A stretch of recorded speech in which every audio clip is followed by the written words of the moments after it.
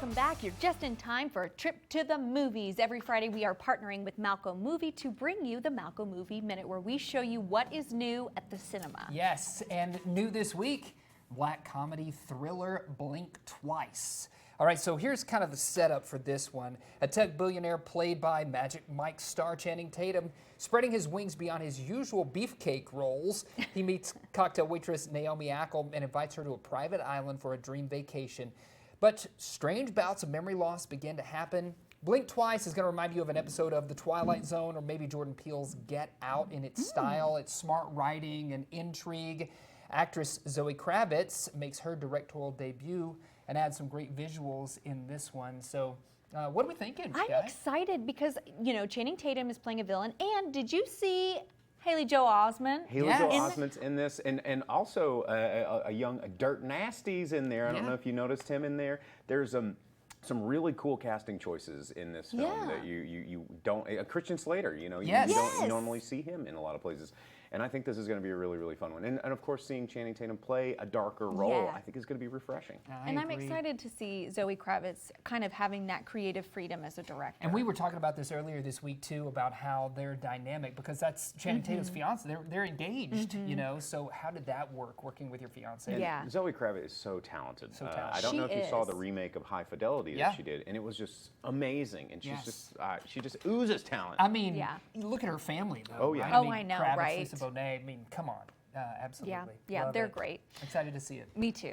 The Forge tells the story of Isaiah Wright, a 19-year-old who lives for basketball and video games. So he's a year out of high school, he's got no job, no plans, and no idea how to be a man, and he's at odds with his single mom, Cynthia.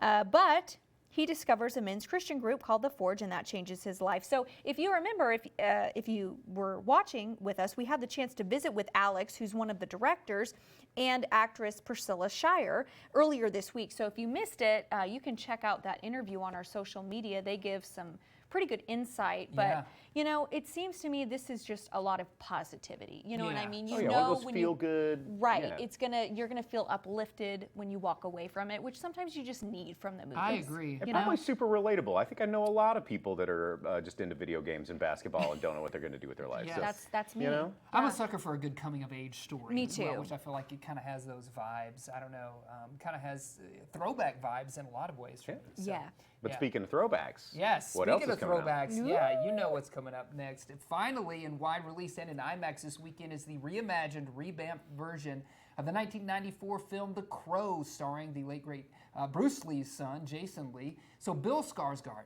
takes on this iconic role in this very goth reimagining of the James O'Barr graphic novel. It's a brutal story of true love and revenge.